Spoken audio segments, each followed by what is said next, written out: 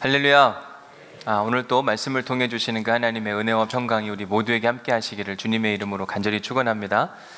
저희 가정에는 2명의 아이가 있습니다. 고등학교 2학년인 아들하고 그리고 중학교 2학년인 딸. 4살 차이가 나는데도 불구하고 계속 싸워요. 왜 이렇게 싸우는지 모르겠어요. 어느 때 보면 속상하기도 하고 안타깝기도 하고 언제까지 저렇게 계속 싸울까. 감사하게도 시간이 지나니까 싸우는 빈도수는 확실히 줄더라고요. 그런데 싸우면서 변하지 않는 한 가지, 옛날이나 지금까지 변하지 않는 한 가지가 있습니다. 그게 뭐냐면 자기 잘못은 없다고 이야기해요. 서로가 엄청 억울해합니다.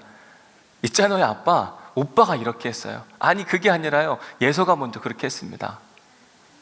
자기 잘못은 하나도 없고 상대방 잘못만 이야기를 하게 되는 걸 보게 되죠. 제가 이야기를 듣다 보면요, 이런 얘기 많이 해요. 자기 건 진짜 쏙 빼고 상대방의 실수만 이렇게 만들어가지고 이 사람을 진짜 이상한 사람으로 만들 때가 분명히 있다고 하는 것. 그럴 때 보면 참 못됐다 이런 생각이 들기도 하고, 또 남의 눈에 있는 티끌은 잘도 보는데 내 눈에 있는 들보를 못 본다는 이 성서의 말씀이 틀린 말이 아니구나라는 생각을 많이 해보게 됩니다. 그런데 이게 아이들만의 문제일까라고 생각해 보면 어른들도 사실은 똑같아요. 제가 결혼 주례를 하게 되면 결혼하는 커플들을 사전에 만나서 몇 번의 시간을 갖게 됩니다. 왜냐하면 그냥 결혼 주례가 되는 게 아니라 같이 교제하고 어떤 삶을 살았고 또 어떤 메시지가 필요한지 알아야 되기 때문에 최소한 2번, 많게는 4번, 이렇게 여러 번 만나게 됩니다. 비록 제가 많이 알고 있다 하더라도 따로 시간을 내서 만나는 시간을 갖게 됩니다.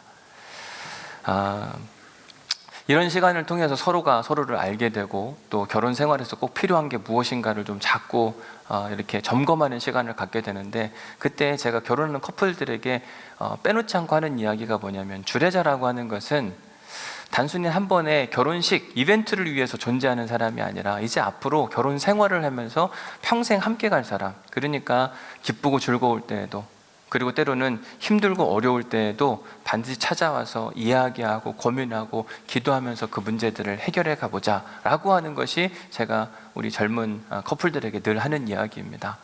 하나님이 짝 지어주신 것을 사람이 나누지 못한다. 이러한 취지하에 저는 어떻게 하면 헤어지지 않고 잘 살게 할 수 있을까 부단히 애를 쓰면서 돕고 있습니다. 감사하게도 지금까지 그렇게 결혼을 도운 커플 중에 헤어진 커플은 없어요. 너무 감사하죠. 물론 위기를 만든 부부들을 자주 만나기는 합니다. 왜냐면 살다 보면 특별히 어려운 문제가 있잖아요. 전화가 올 때가 있어요. 목사님, 전화 괜찮으세요? 사실 그러면 가슴이 철렁해요. 왜냐하면 뭔가 문제가 있으니까 저랑 항상 그렇게 하더라고요. 그래, 잘 전화할 수 있어. 무슨 문제 있니? 이러면 자기 이야기 좀 들어보라고 이야기해요. 그런데 그때 제가 꼭 해주는 얘기가 뭐냐면, 부부가 같이 있냐? 같이 있으면 스피커폰 켜라. 왜냐하면 제가 이렇게 부부 상담을 하다 보니까 한쪽 이야기만 들으면요, 반대편은 막 거의 죽일 놈처럼 막 이야기를 해요. 세상 그렇게 나쁜 놈이 없습니다. 왜 그런가 하면 자기의 잘못은 다 감춰요. 아예 얘기를 안 하든지 아니면 은근슬쩍 넘어갑니다. 그리고 상대방이 실수한 부분 막 이만큼 크게 이야기하니까 이쪽 이야기만 들으면 이쪽 사람은 세상 억울할 수밖에 없겠더라고요. 그래서 가급적이면 양쪽 이야기는 다 들어봐야 되겠다.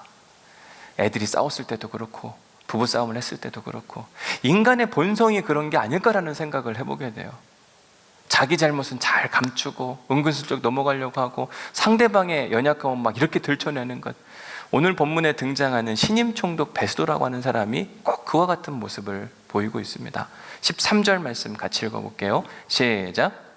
수일 후에 아그리빠 왕과 버니게가 베스도에게 문안하러 가이사랴에 와서, 저 죄송한데 물을 좀 한 잔 갖다 주시면, 이게 계속 약간 그 쾌쾌함이 남아있어서 자꾸 목이 좀 따가우니까 부탁을 드릴게요. 신임 총독 베스도가요, AD 60년 로마 황제로부터 이 유대 지역 총관리 감독으로 임명을 받게 됩니다. 그 결과 그는 로마를 떠나야만 됐고, 로마로부터 약 2300km 떨어져 있는 가이사랴에 배를 타고 항해해서 오게 됩니다. 그는 굉장히 성실한 사람이었기 때문에 딱 하루만 쉬고 그 다음날 곧바로 유대 사회의 핵심 도시 중 하나였던 예루살렘에 가서 그들의 정치와 종교와 문화 모든 것들을 두루두루 살펴보려고 애를 썼습니다. 그렇게 10일 동안 모든 행정감사를 다 마치고 나서 다시 가이사랴로 돌아와서 당시 유대 사회에서 가장 핫한 이슈였던 사도 바울의 문제를 다루게 됩니다. 6절 말씀에 보면 베스도가 그들 가운데서 8일 혹은 10일을 지낸 후에 가이사랴로 내려가서 이튿날 재판 자리에 앉고 바울을 데려오라 명하니. 그러니까 지금 유대 사회에서 가장 민감한 이슈였던 이 바울의 문제를 다루려고 하는 모습을 보게 됩니다. 이렇게 가이사랴 법정에 서게 된 유대교 사도 바울은 유대교 권력자들에 의해서 이 중범죄자로 막 내몰리게 됩니다. 문제는 그에 합당한 증거가 없다고 하는 것. 그러니까 바울은요 강력하게 역공을 펼치는 거예요. 증거 있으면 내놔보시라고 하셔라. 아무것도 없지 않냐, 나는 무죄다, 억울하다, 이런 이야기를 계속해서 이야기하면서 팽팽한 대립을 세우게 됩니다. 자, 이렇게 양쪽이 대립을 세우고서 서로의 이야기를 했는데 사실 베스도가 바보가 아닐 거 아니에요. 양쪽 이야기 들어보니까 결론은 뻔합니다. 그 결론이 뭐냐면 사도 바울은 로마 법상 무죄인 거예요. 그러면 딱 무죄다라고 결론을 내리면 좋은데 베스도도 정치꾼이잖아요. 정치꾼의 가장 큰 관심은 누구냐면 민중 그리고 권력자들의 이 눈이 어디에 있느냐, 관심이 어디에 있느냐. 자기를 따라온 유대 권력자들의 눈을 보니까 심상치가 않아요. 바울의 문제를 잘못 판단했다가는 엄청난 역풍을 맞을 것 같은 그런 거 있잖아요.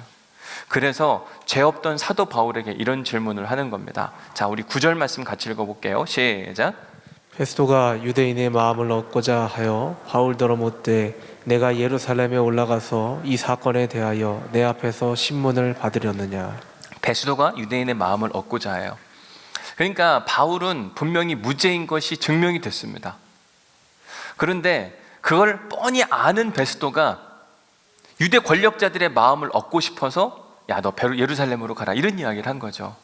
이때 사도 바울이 카운터 펀치를 팍 날립니다. 어떻게 하는가 보십시오. 11절 말씀. 만일 내가 불의를 행하여 무슨 죽을 죄를 지었으면 죽기를 사양하지 아니할 것이나 만일 이 사람들이 나를 고발하는 것이 다 사실이 아니면 나를 아무도 그에게 내줄 사람이 없다. 그러면서 그가 뭐라고 이야기하냐면 나는 내 이 문제를 황제인 가이사에게 상소하노라, 이렇게 이야기를 하는 거죠. 유대교 권력자들은 신임 총독에게 정치적 압박을 가하는 겁니다. 당신 처음 여기서 왔는데 우리 눈에 잘 보여야 될 텐데 이 바울 문제 똑똑히 잘해. 저 바울을 가이사랴에서 예루살렘으로 이동시켜. 그러면 우리가 쥐도새도 모르게 없앨 거야. 그렇게만 해주면 당신 정치 인생을 편하도록 만들어줄 테니까 염려하지 마, 걱정하지 마. 베스도는 눈치가 빨랐어요. 이 문제는 그렇게 가는 것이 맞겠다, 이런 생각이 들어서 은근슬쩍 사도 바울에게 이야기를 하는 겁니다. 당신 예루살렘에 가서 딱 한 번만 더 재판받으면, 거기서 무죄만 받으면 내가 풀어줄게. 바울은 하나님이 주신 지혜를 가지고 이 문제를 해결함에 있어서 뭐라고 이야기하냐면 아니라 나 안 간다, 나는 오히려 황제에게 상소한다 라고 이야기하면서 그들의 모든 계략을 한순간에 다 무너뜨리게 됩니다. 당시 바울은 로마의 시민이었기 때문에 총독 베스도가 해야 되는 일이 뭐냐면 황제에게 상소한 이 죄인이라 할지라도 이를 재판받을 때까지 안전하게 지켜줘야 될 책임을 떠맡게 돼요. 사실 신임 총독 베스도는 너무 당황스러웠습니다. 그가 그렸던 그림이 이게 아니에요. 분명히 이 죄인이었던 사도 바울은 그러냐, 난 무죄인 게 확실하니까 내가 예루살렘에 가서 내 무죄를 다시 한번 확증하리라, 그리고 내주면 모든 문제가 쉽게 끝나는 거였는데 사도 바울이 돌발 행동을 하니까 당황스러울 수밖에 없는 거죠. 이런 당황스러운 재판이 딱 끝나고 이제 한참의 시간이 지난 다음의 이야기가 오늘 본문의 이야기입니다. 13절 말씀 다시 한번 읽어볼게요. 시작. 수일 후에 아그리빠 왕과 버니게가 베스도에게 문안하러 가이사랴에 와서. 한참 시간이 지난 다음에 아그리빠 왕과 버니게라고 하는 사람이 베스도에게 문안했다고 이야기합니다. 이 아그리빠와 버니게가 도대체 누구냐, 왜 문안 인사를 오냐라고 이야기를 하는 거죠. 우선 두 사람은요 부부관계고요. 그리고 정치적으로 보면 아그리빠는 로마 제국이 파송한 또 다른 정치적 리더였습니다. 이 아그리빠가 누구냐면 여러분 앞에 보시는 지도에 이런 그 가계도인데요, 헤롯 대왕이라고 많이 들어보셨을 거예요. 마태복음 2장에 보면 예수님이 베들레헴에서 태어나실 때 메시아라고 하는 이야기를 베들레헴에서 태어난다는 이야기를 듣고 이 헤롯 대왕이 내가 왕인데 누가 또 리더가 된단 말이냐 그러면서 베들레헴에 있던 2살 이하의 모든 어린아이를 죽이라고 명령합니다. 그게 바로 헤롯 대왕이에요. 그로부터 여러 명의 후손이 나오고 그들을 통해서 유대 지역이 막 관리를 받게 됩니다. 그의 중손자였던 헤롯 아그리파 1세라고 하는 사람은 사도행전 12장에 나오는 사람이에요. 당신의 소리는 신의 소리와 같습니다. 막 그거에 심취해가지고 나중에 벌레에 충해 먹어서 죽었다라고 하는 사람이 헤롯 아그리파 1세고, 오늘 본문에 등장하는 사람은 누구냐면 그의 아들이었던 헤롯 아그리파 2세입니다. 그러니까 이 아그리파라고 하는 사람은 헤롯 대왕의 그 후손 중에 한 사람이라고 보면 됩니다. 그런데 이게 부모가 중요한 게요, 헤롯 가정에 멀쩡한 사람이 하나도 없어요. 이 사람은 이게 문제고 저 사람은 저게 문제고. 헤롯 아그리빠도 마찬가지였어요. 그 이야기는 다음 주에 드리는데, 자, 이 헤롯 아그리빠에게도 로마 제국이 어떤 지역을 선사해서 그 지역을 다스리라고 이야기하는데, 그 지역이 어디냐면 옛날에 그 빌립이라고 하는 사람, 헤롯 빌립이라는 사람이 다스렸던, 지도에 보시면 오른쪽 위 있죠, 보라색으로 되어 있는데 그 지역을 다스리던 리더가 바로 이 아그리빠라고 하는 사람이었습니다. 자, 이웃 나라예요. 지금 신임 총독이었던 베스도가 유대 지역을 관리하고 다스리는데 새로운 총독으로 임명을 받으니까 이웃 나라 리더였던 사람이 정치적으로 문안 인사를 하러 오늘 본문에 찾아온 이야기가 담겨져 있는 겁니다. 신임 총독 베스도는 와서 유대 사회에 점검을 해보니까 쉬운 문제는 하나도 없구나. 모든 게 다 어려운 거죠. 어느 때는 어떻게 해야 될지도 모르는데 이웃 지역의 리더가 찾아와서 서로 얘기를 나누다 보니까 공감대가 막 생길 거 아니에요.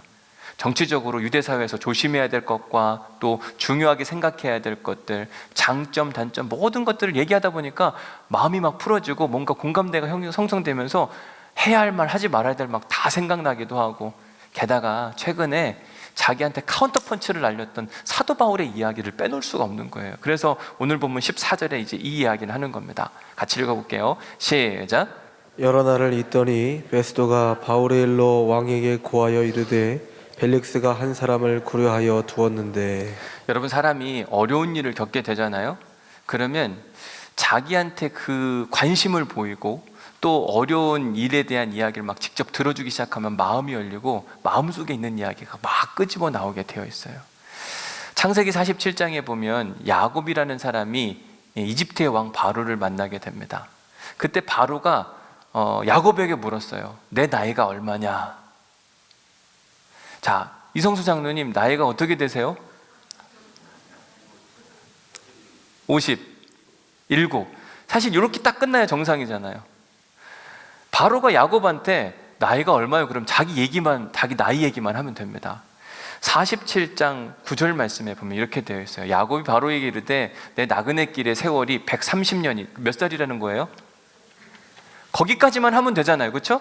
근데 그 뒤에 이야기를 꺼냅니다. 내 나이가 얼마 못되니 우리 조상의 나그네 길의 연주에 미치지 못하나 험악한 세월을 살았나이다. 이 말의 의미는 뭐냐면요, 바로가 자기한테 관심을 보이는 거예요.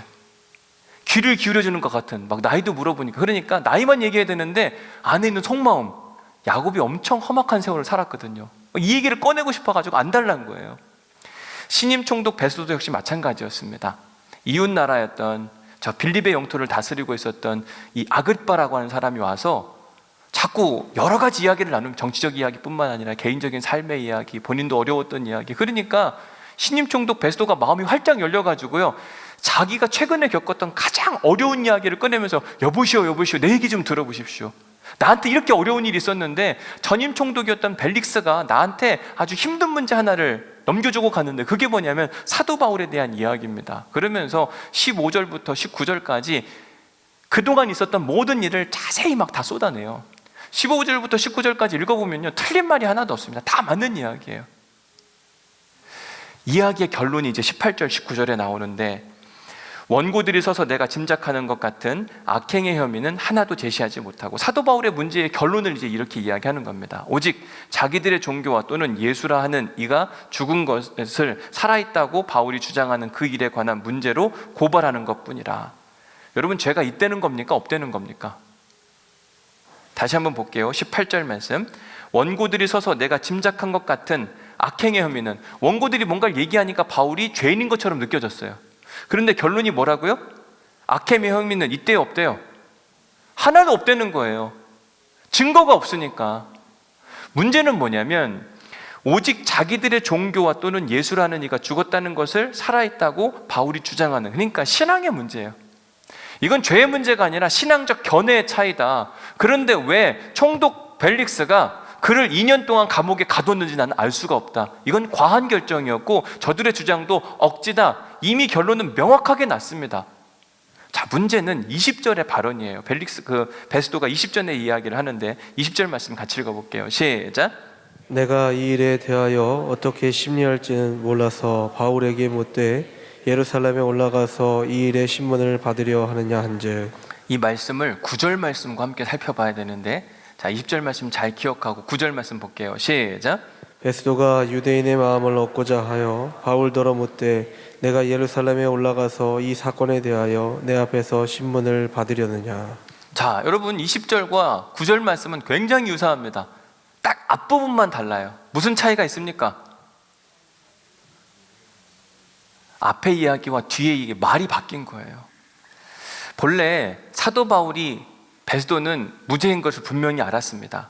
그런데도 불구하고 유대교 리더들을 무시할 수가 없어서 그들의 마음을 얻고자 하여 사도 바울에게 이 질문을 한 거거든요. 어떻게 보면 정치적으로 자기 자리를 지키기 위해서 치사한 행동을 한 겁니다. 여러분, 어떤 회사의 사장님 아들이 그 사장님 아들 아버지 회사에서 일을 하다가 큰 잘못을 했어요. 그러면 회사 임원들이 그거 보고 어떻게 처신해야 맞는 건가? 사장님 마음을 얻기 위하여 그 아들을 그냥 대충 처리하는 게 맞습니까? 아니면 공정하게 처리하는 게 맞습니까? 당연히 공정하게 해야 될 거 아니에요. 그런데 그렇게 하지 못한 결과를 이야기하는 거예요. 신임 총독 베스도가 이 문제는 공정하게 처리를 했어야 되는데 정치적으로 자기가 부끄럽게 처리하고 그 이야기를 이웃나라 리더인 아그리빠한테 소개를 해야 되는데 은근슬쩍 말을 바꾸면서 자기 의로움을 막 드러내는 겁니다. 20절 말씀 다시 한번 볼게요. 내가 이 일에 대하여 어떻게 심리할지 몰라서. 모르긴 뭘 몰라요. 자기 결론 다 내렸잖아요. 바울은 죄 없다.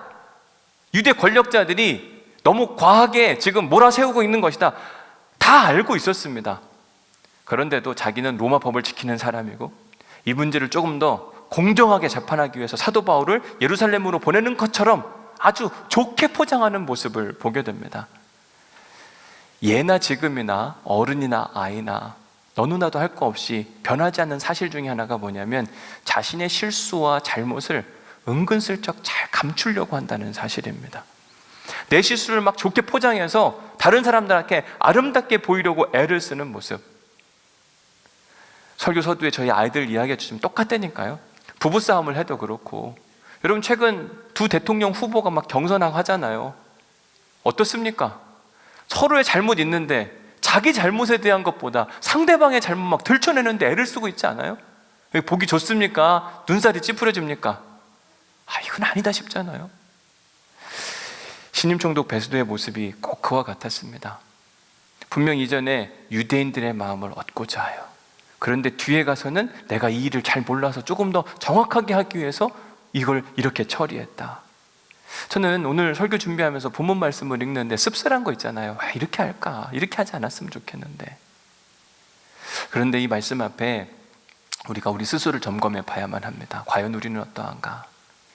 2021년 한 해를 마무리하면서 우리의 삶 가운데 우리는 우리의 실수한 부분들, 잘못한 부분들을 잘 덮으려고 하거나 은근슬쩍 빼려고 하는 사람은 아닌가? 그리고 남의 연약한 부분들은 막 확 들춰내려고 애를 쓰지는 않았는가? 우리 스스로 한번 점검해 봐야 합니다. 저는 지난주 우리 교회 임원들에게 당회를 앞두고 당회 보고서를 꼭 제출해 주기를 부탁을 드렸습니다. 집사님, 권사님, 장로님, 그리고 사역자들 모두에게 다 우리는 사역자로서는 꼭 해야 할 의무들이 분명히 있거든요. 성경도 읽어야 되고 또 사람들도 돌봐야 되고 분명히 해야 될 의무들이 쭉 다 있었기 때문에 스스로 점검하는 시간을 갖자. 감리교회에서 당회라고 하는 것은 한 해를 마무리하면서 내 신앙생활을 점검하는 그런 것을 돕는 게 당회의 기본적인 역할 중에 하나입니다. 분명히 우리는 어떤 회사 사장님 아들이 잘못했으면 그걸 공정하게 돼야 된다. 분명히 그렇게 우리는 다 동의하는 바입니다. 저도 이번 당회 보고서를 제가 받아보고 어제 직접 가서 챙겨봤어요. 당회 보고서 좀 주세요. 그래서 들고 왔습니다. 오늘 또 여기 갖고 왔어요. 누가 내셨나 누가 안 내셨나 다 체크했고요. 그리고 누가 제대로 썼나 안 썼나 다 체크할 수밖에 없더라고요. 어떤 분들은 분명히 임원임에도 불구하고 안 내신 분들이 계세요. 은근슬쩍 넘어가려고 하는 거죠. 또 어떤 분들은 분명히 이렇게 안 했을 것 같은데 이렇게 써놓으신 분들도 계시더라고요. 야, 이 문제 어떻게 해야 될까? 여러분 오늘 설교 제목 보십시오. 뭐라고 되어 있나? 제발 그러지 마세요. 안 내신 분들은 좀 점검하면서 내시면 좋을 것 같아요. 그리고 우리가 솔직하고 진솔하고 정직해야 되지 않을까. 저는 오늘 설교 준비하면서 이거 어떻게 해야 되는 걸까? 막 안 낸 사람 일어서라고 이야기해야 될까? 직분 내려놓으라고 해야 되나? 제가 제 담임 목사직을 지키기 위하여 그래야 될까요? 사람이 실수할 수 있어요. 저도 목사인지라 잘하고 싶지만 어느 때는 실수하고 넘어지는 부분들이 분명히 있을 거라고 생각이 듭니다. 근데 실수가 중요한 게 아니라 내 실수의 연약함을 어떻게 정직하게 드러낼 수 있을까? 한번 부끄럽고 깨끗한 게 낫지. 계속 그걸 감추려고 하면 점점 더 문제는 커질 수밖에 없지 않을까? 그런 생각을 해보게 됩니다. 우리가 하나님 앞에 진솔한 훈련이 결국 세상에서도 진솔할 수밖에 없는 그런 믿음의 훈련이 되거든요. 바라기는 저 스스로한테 간절한 소원이 있다면 뭐 어떤 분들은 목사님 저렇게 얘기하는 거 보니까 뭐 실수한 거 있나 보다, 뭐 조금 이따 커밍아웃 하려고 용서받으려고 그러는 거 아니냐. 아직까지는 감사하게 그런 일이 없고, 그리고 끝날 때까지 그런 일이 없기를 간절히 소원해 봅니다. 그러나 혹여나 제가 그렇게 부족한 모습이 보이거나 실수한다 할지라도 감추려 하기보다 밝히 드러나기를 간절히 소원합니다. 그리고 깨끗해지면 되잖아요. 근데 이게 참 어려운 일이에요. 여러분들도 아마 그럴 거예요. 내 것을 감추는 것과 내 것을 드러내는 것. 우리 중에 어느 누가 창피당하는 걸 좋아하겠어요? 베스도도 창피한 게 싫은 거예요. 자기 마음 들키는 게 싫은 거예요. 분명히 자기는 유대인들의 마음을 얻을까요? 라고 이야기했지만 아그리빠 왕 앞에서는 그 자기의 속마음을 들키고 싶지 않아서 내가 잘 몰라서 그런 거야. 정확하게 하려고 하는 거야. 나는 로마의 법을 지키려고 하는 사람이야. 신임총독 베스도의 모습이 어느 때는 우리의 모습과 같을 때도 있다. 사실 저는 여러분들에게 눈속임을 하자면 충분히 할 수도 있어요. 제가 설교를 거의 다 이제 마치고 났을 때 일인데, 제 사무실에서 회의를 하다가 제가 어느 목사님께 왜 나한테 그때 그 서류 안 줬냐 그랬더니 그 목사님 서류 줬다는 거예요. 내가 못 봤는데 뭔 얘기하냐, 잘 좀 챙겨라. 제가 이제 좀 싫은 소리를 했어요. 그러고 나서 줬다니까 제 사무실에 와서 보니까 왜 하필 그게 제 책상 위에 있는 거예요. 제가 얼른 사진 찍어서 보냈어요. 미안하다. 내가 보니까 내가 잘못 봤던 것 같다. 근데 이게 참 말하기가 너무 어려운 거 있잖아요. 그 순간 얼마나 고민이 됐겠어요. 근데 설교를 이렇게 해놨으니 준비를 다 해놨는데 하나님이 나한테 하시는 이야기구나. 제가 그냥 없었던 것처럼 아닌 것처럼 그러고 지나가도 아무도 몰라요. 그러지 않습니까? 그런데 우리의 주인 되시고 우리를 지켜보시는 하나님의 눈은 속일 수가 없는 거더라고요. 요즘 우리가 욥기 말씀을 보고 있는데 엘리후가 이런 이야기를 했습니다. 그는 사람의 길을 주목하시며 사람의 모든 걸음을 감찰하시나니. 저는 이런 하나님 때문에 어떻게 숨기는 게 참 어렵다. 생각나면 얼른 뭔가 얘기해야 되지. 여러분, 타조 효과라는 게 있어요. 타조는 맹수가 나타났을 때 모래에 머리를 박고 눈만 가린대요. 위험은 하나도 사라지지 않았는데 눈만 가린 뒤에 안전하다고 느끼고 싶어 한다. 우리가 전능하신 하나님이 계신데 우리 실수와 연약함을 그냥 어디다 박아놔요. 다 보이는데도 바보 같은 짓을 우리도 할 때가 분명히 있다고 이야기를 하는 거죠. 창세기 4장 9절 말씀에 보면 여호와께서 가인에게 이르실 때 내 아우 아벨이 어디 있느냐? 그가 이르되 뭐라고 이야기해요? 가인 압니까? 모릅니까? 어떻게 알죠? 자기가 죽였잖아요. 그리고 나서 하나님 앞에 모른다고 말하는 게 딱 타조 같은 모습인데 어느 때 보면 우리의 모습도 그래요. 막 우리의 실수와 연약함을 감추려고 애를 씁니다. 아닌 것처럼. 근데 우리는 하나님을 믿는 사람이잖아요. 실수할 수 있어요. 차라리 진짜 가인이 하나님 잘못했어요. 내가 이렇게 큰 죄를 졌습니다 라고 말했으면 얼마나 더 좋았을까. 너무 아쉬운 거. 자기의 실수와 연약함을 감추는 사람들이 어떤 인생을 사는가 보십시오. 4장 11절 말씀. 땅이 그 입을 벌려 내 손에서부터 내 아우의 피를 받았은즉 내가 땅에서 어떻게 된다고요? 실수하고 감추는 사람의 특징, 저주받는 인생. 12절 말씀. 내가 밭을 갈아도 땅이 다시 그 효력을 내게 주지 아니할 것이요 저주를 받았기 때문에 그래요. 뿐만 아니라 너는 땅에서 피하며 유리하는 자가 되겠다. 도망치는 인생, 안정적인 인생이 아니라 계속 뭔가 쫓기는 인생이에요. 여러분, 감추면 항상 그런 일이 일어나게 돼요. 그거 누가 들출까 봐 염려되고 걱정이 되잖아요. 차라리 드러나는 게 훨씬 더 좋은 거예요. 마지막 세 번째, 가인이 여호와께 아뢰되 내 죄벌이 지기가 너무 무거우니이다. 평생 짐을 지고 사는 그런 인생을 살아야만 합니다. 이게 자기의 실수와 연약함을 덮고 남의 것만 활짝 드러내려고 하는 사람의 인생 결과라고 하는 걸 우리가 꼭 기억해야만 합니다. 사랑하는 성도 여러분, 오늘 설교 제목이 뭐라고요? 제발 그러지 맙시다. 세상은 그럴 수 있어요. 자기의 연약함과 실수를 잘 감추고 남의 문제를 막 들춰내고 세상은 그럴 수 있습니다. 그런데 제발 우리만큼은, 우리는 그리스도인이잖아요. 그리스도인, belong to Christ, 하나님께 속한 사람, 그리스도께 속한 사람, 천국 백성이라고 한다면 우리는 우리의 연약함을, 실수를 인정해야 합니다. 그리고 이런 바울의 고백이 나와야 돼요. 바울이 로마서 7장에서 이런 이야기를 합니다. 내가 원하는 바 선을 행하지는 아니하고. 여러분, 우리 중에 선한 일을 안 하고 싶은 사람이 누가 있습니까? 그런데 놀라운 사실은 뭐냐면 삶의 현실로 돌아가서 보면 도리어 원하지 아니하는 바 악을 행하는도다. 이게 우리의 현실이고 바울은 이걸 숨기지 않고 로마 교회 성도들에게 고백하는 겁니다. 나는 선한 길을 가고 싶었는데 내가 걸어가다 보니까 악한 길에 내 발이 이미 들어가 있음이 내가 놀랍다. 그러면서 바울은 이런 고백을 했어요. 오라 나는 곤고한 사람이로다. 오라 나는 부족한 사람이로다. 이 사망의 몸에서 누가 나를 건져낼 수 있을까?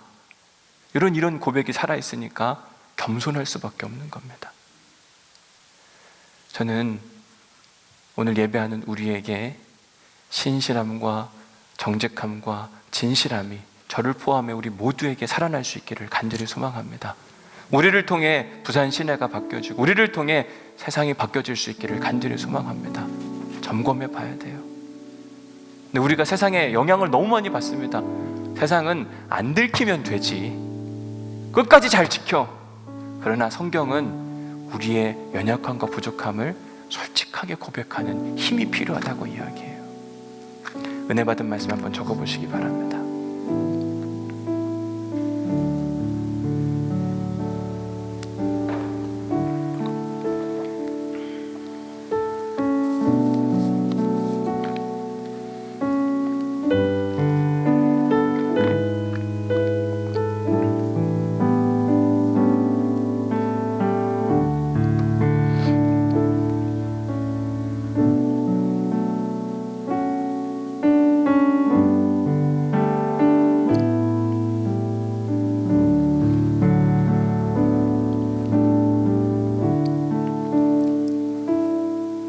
두 번째 묵상 질문입니다. 당신은 2021년 자신의 잘못을 은근슬쩍 넘어가려고 하거나 감추려 한 적이 없습니까? 부부관계 안에서, 자식들과의 관계 안에서, 부모님 관계 안에서, 아니면 교회 안에서, 직장 안에서 한번 점검해 보셔야만 합니다. 결국 이 은근슬쩍 넘어가려고 했던 것이 틈이 생기는 거고 나누어짐이 생기는 거고 엄청난 결과로 나중에 찾아오거든요. 이걸 해결해야 돼요. 베스도는 말을 살짝 바꿨어요. 이전에는 유대인들의 마음을 얻으려 하려고 했다가 나중에는 내가 잘 몰라서 그랬다. 진짜 그래서 그랬던 걸까? 우리에게도 분명히 그럴 때가 있었을 거거든요. 한번 적어보시고 혹여나 생각 안 나면 이번 한 주간 잘 생각해 보셔요. 분명히 있을 거거든요. 한번 점검해 봐야 됩니다. 마지막 세 번째 질문, 당신은 정기적으로 자기 점검의 시간을 갖고 있습니까? 저는 올 한 해 우리가 예배가 회복되기를 소망하는 마음 가운데 주보에 이걸 실어드렸어요. 여러분 주보 보시면 예배 점검표라고 되어 있잖아요. 그리고 그 밑에 보면 주중 점검사항, 예배 후 매일 체크해보면 나의 신앙생활을 점검해보세요. 감사 제목, 저는 하루에 꼭 잠자기 전에 자기 점검의 시간을 갖는 것이 필요하다고 생각이 들어서 여러분들에게 이러한 질문지 아마 내년도에도 나갈 것 같아요. 왜냐하면 계속 우리에게 필요한 거니까.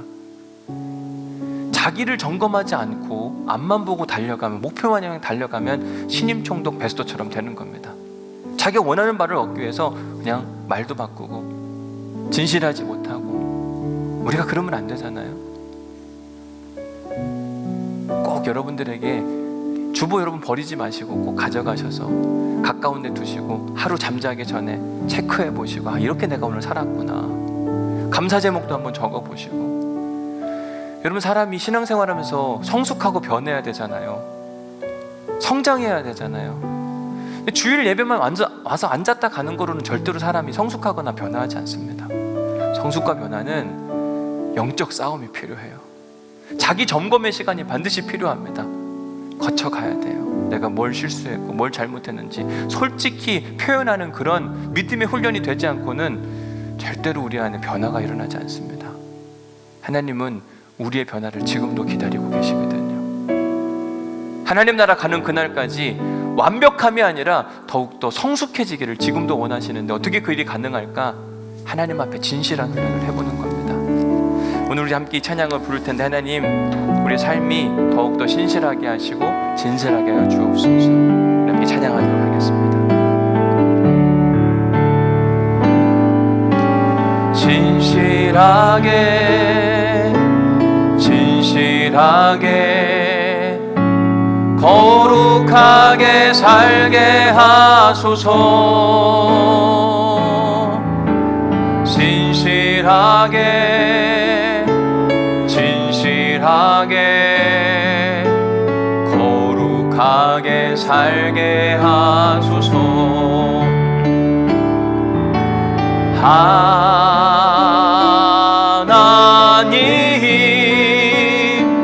나의 마음 만져주소서. 하나님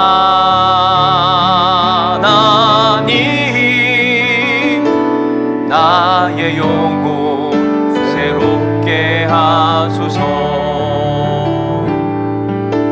진실하게 진실하게 거룩하게 살게 하소서.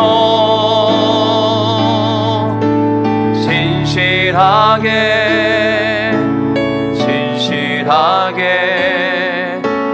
거룩하게 살게 하소서.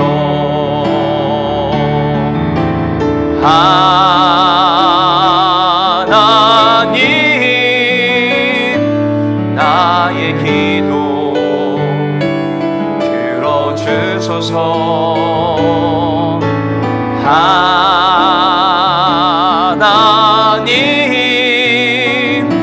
주의 길로 인도하소서. 여러분, 신실하고 정직하게 살기를 원하지 않으십니까? 잘 안 돼요. 본성이 그렇게 되어 있습니다. 아이들이나 어른들이나 힘이 있는 자나 힘이 없는 자나 다 똑같습니다. 우리 노력으로는 안 돼요. 자기 방어 본성이 있어서요, 먼저 거짓말부터 튀어나와요. 하나님이 우리의 마음을 만져주셔야만 합니다. 그렇게 하면 안 돼. 말씀이 계속 우리를 자극해주지 않는 이상 우린 절대로 변할 수가 없거든요. 신실하고 더욱더 정직해지기를 소망하는 분들 자리에서 일어나셔서, 하나님, 내가 하나님 앞에 더 진실하고 정직하게 하여 주옵소서. 내 힘으로 안 되니 하나님 앞에 찬양하고 기도하고 마음을 드리오니 주님 내 마음을 만져주셔서 이전과는 달라지게 하여 주옵소서. 이런 고백으로 다시 한번 찬양하겠습니다. 진실하게 진실하게 거룩하게 살게 하옵소서. 진실하게 진실하게 진실하게 거룩하게 살게 하소서. 진실하게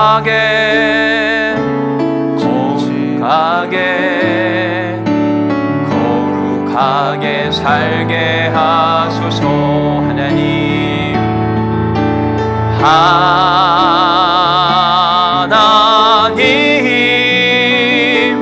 나의 마음을 만져주소서. 하나님,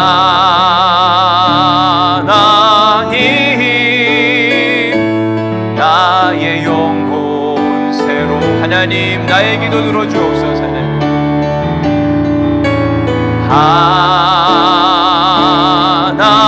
하나님, 나의 기도 들어주소서. 하나님, 주의 길로 인도하소서. 하나님 감사합니다. 오늘 또 저희들에게 말씀하셨습니다. 우리는 본성이 그렇습니다. 죄인입니다. 실수하고 연약하고 그걸 그리고 감추려고 애를 쓰고, 하나님 용서하여 주옵소서. 하나님, 우리가 정치인들을 비난하고 욕하지만 다 그놈입니다. 오호라 곤고한 사람이로다. 이 사망의 몸을 누가 나를 건져낼 수 있을까? 하나님 앞에 진실하게 하옵소서. 우리 안에 가지고 있었던 사랑과의 관계 안에 진실하지 못했던 마음들을 주님께서 회개하게 하여 주옵시고, 그 위에 은혜를 베풀어 주옵소서. 무너진 신뢰가 쌓여갈 수 있도록 인도하여 주옵시고, 모두가 다 하나님 앞에 거룩하고 진실한 사람이 되어서 교회가 세상에 희망이 되게 하여 주옵시고, 그리스도인이 세상에 빛이 될 수 있도록 도우시고 축복하여 주옵소서. 이제는 우리 주 예수 그리스도의 은혜와 아버지 하나님의 극진하신 사랑과 성령님의 감동 감화 역사 교통 위로하심이 신임 총독 베스도를 통하여 배우고 진실하고 정직하게 사는 것이 얼마나 중요한지를 깨닫고 살아가기를 다짐한 우리 사랑하는 성도들 가운데 지금으로부터 영원히 함께 하시기를 간절히 축원하옵나이다. 아멘. 하나님 감사합니다. 주님 앞에 나아갑니다. 진실하고 정직하고 살아갈 수 있도록 인도하여 주옵소서.